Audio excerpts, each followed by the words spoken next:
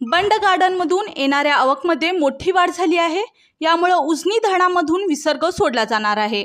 सविस्तर बातमी पाहूया त्याआधी आपण जर आपल्या हक्काच्या हॅलो बळीराजा या चॅनलला सबस्क्राइब केला नसाल तर लगेच सबस्क्राइब करा, जेणेकरून आमचे अपडेट तुम्हाला लवकरात लवकर मिळतील।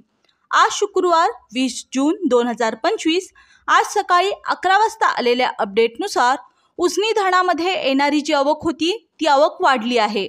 जवळपास 70,000 क्युसेकने उजनीत आवक येत आहे। सकाळी ही आवक 58,585 क्युसेक इतकी होती। यात अवघ्या 2 तासात 12,000ची वाढ झाली आहे।